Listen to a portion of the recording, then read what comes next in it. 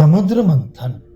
उग्र शिवाजी कहते हैं, शौनक जी, तदनंतर संपूर्ण देवता मिलकर पर्वत श्रेष्ठ मंदराचल को उखाड़ने के लिए उसके समीप गए। वह पर्वत श्वेत मेघ खंडों के समान प्रतीत होने वाले गगनचुंबी शिखरों से सुशोभित था। सब और फैली हुई लताओं के समुदाय ने उसे आच्छादित कर रखा था।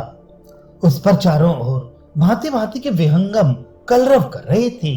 बड़ी बड़ी दाढ़ों वाले व्याघ्र, सिंह आदि अनेक हिंसक जीव वहां सर्वत्र भरे हुए थे।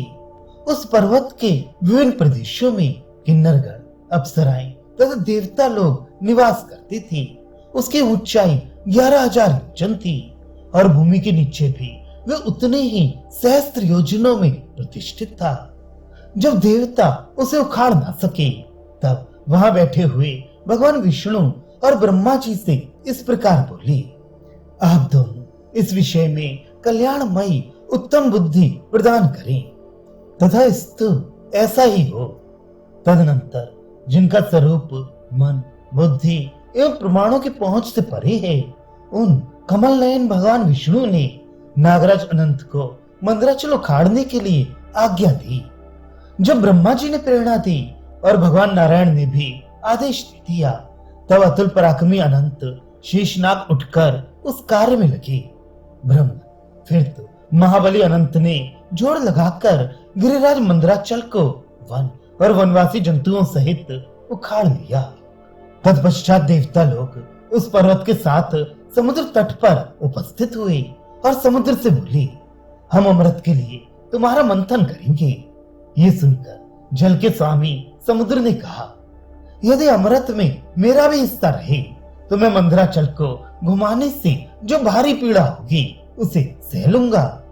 तब देवताओं और असुरों ने समुद्र की बात स्वीकार करके समुद्र तल में स्थित कच्छप राज से कहा, भगवान आप इस मंदराचल के आधार बनिए। तब कच्छप राज ने तथा स्तु कहकर मंदराचल के नीचे अपनी पीठ लगा दी। देवराज इंद्र ने उस पर्वत को वज्र द्वारा दबाए रखा। ब्रह्मा इस प्रकार पूर्व काल में देवताओं, दैत्यों और दानवों ने मंदराचल को मथानी और वासुकी नाग को डोरी बनाकर उन महान असुरों ने देवताओं के साथ मिलकर अमृत के लिए जल निधि समुद्र को मथना आरंभ किया। उन महान असुरों ने नागराज वासुकी के मुख भाग को दृढ़ता पूर्वक पकड़ रखा था और जिस ओर उसकी पूंछ थी उधर संपूर्ण देवता उसे पकड़कर खड़े थे। भगवान अनंत देव उधर ही खड़े थे जिधर भगवान नारायण थे। वे वासुकी नाग के सिर को बार बार ऊपर उठाकर झटकते थे। तब देवताओं द्वारा बार बार खींचे जाते हुए वासुकी नाग के मुख से निरंतर धुएं तथा आग की लपटों के साथ गरम गरम सांसें निकलने लगी। वे धूम समुदाय बिजलियों सहित मेघों की घटा बनकर परिश्रम एवं संताप से कष्ट पाने वाले देवताओं पर जल की धारा बरसाते रहते थे।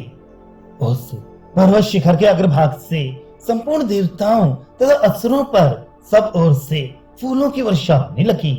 देवताओं और असुरों द्वारा मंदराचल से समुद्र का मंथन होते समय वहां महान मेघों की गंभीर गर्जना के समान जोर जोर से शब्द होने लगा। उस समय उस महान पर्वत के द्वारा सैकड़ों जलचर जंतु पिस गए और खारे पानी के उस महासागर में विलीन हो गए। मंदराचल में वरुणालय तथा पाताल तल में निवास करने वाले नाना प्रकार के प्राणियों का संहार कर डाला। जब वह पर्वत घुमाया जाने लगा, उस समय उसके शिखर से बड़े बड़े वृक्ष आपस में टकराकर उन पर निवास करने वाले पक्षियों सहित नीचे गिर पड़े। उनके आपस के रगड़ से बार बार आग प्रकट होकर ज्वालाओं के साथ प्रज्वलित हो उठी और जैसे बिजली नीले मेघ को ढक ले, उसी प्रकार उसने मंदराचल को आच्छादित कर लिया। उस दावा नल ने पर्वतीय गजराजों, गुफाओं से निकले हुए सिंहों तथा अन्य सहस्त्रों जंतुओं को जलाकर भस्म कर दिया। उस पर्वत पर जो नाना प्रकार के जीव रहते थे, वे सब अपने प्राणों से हाथ धो बैठे। तब देवराज इंद्र ने इधर उधर सबको जलाती हुई उस आग को मेघों के द्वारा जल बरसाकर सब ओर से बुझा दिया। तदनंतर समुद्र के जल में बड़े बड़े वृक्षों के भांति भांति के गौण तथा औषधियों के प्रचुर रस चू चू कर गिरने लगे। वृक्ष और औषधियों के अमृत तुल्य प्रभावशाली रत्नों के जल से तथा स्वर्णमय मंदराचल की अनेक दिव्य प्रभावशाली मणियों से चूने वाले रस से ही देवता लोग अमृत को प्राप्त होने लगे।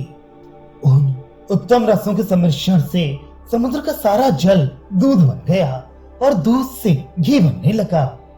तब देवता लोग वहां बैठे हुए वरदायक ब्रह्मा जी से बोले, ब्रह्म, भगवान नारायण के अतिरिक्त हम सभी देवता और दानव बहुत थक गए हैं, किंतु अभी तक वो अमृत प्रकट नहीं हो रहा है।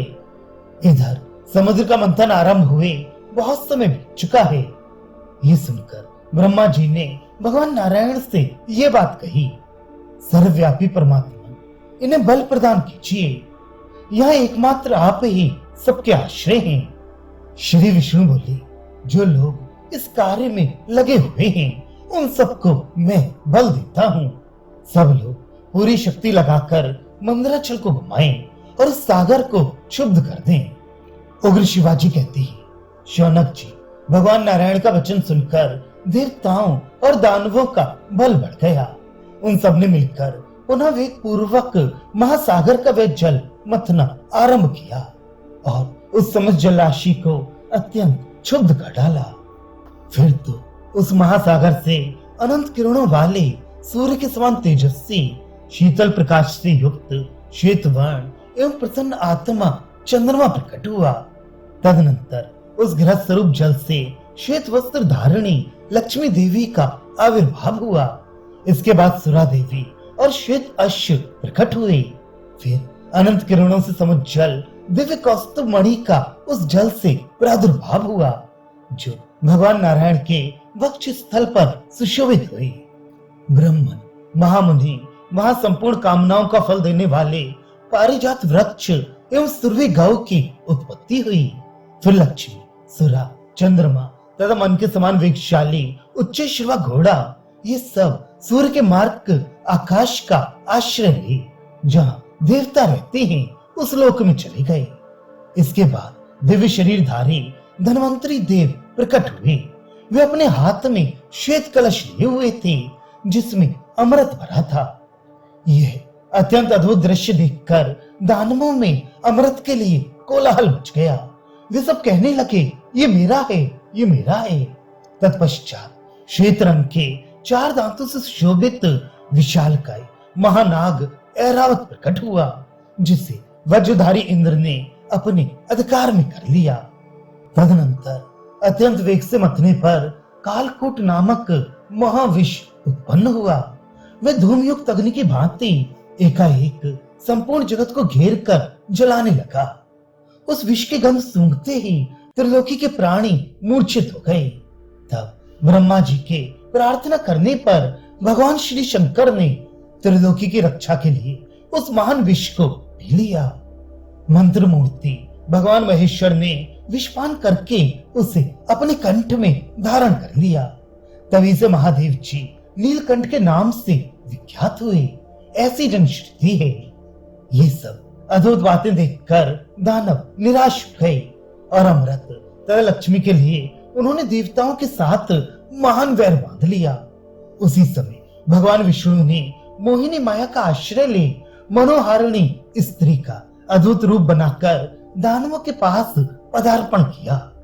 समस्त दैत्यों और दानवों ने उस मोहिनी पर अपना हृदय निछावर कर दिया। उनके चित्त में मूर्ता छा गई। अतः उन सब ने स्त्री रूपधारी भगवान को वह अमृत सौंप दिया। भगवान नारायण की वे मूर्तिमती माया हाथ में कलश लिए अमृत परोसने लगी। उस समय दानवों सहित दैत्य पंगत लगाकर बैठे ही रह गए, परंतु उस देवी ने देवताओं को ही अमृत पिलाया, दैत्यों को नहीं दिया। इससे उन्होंने बड़ा कोलाहल मचाया।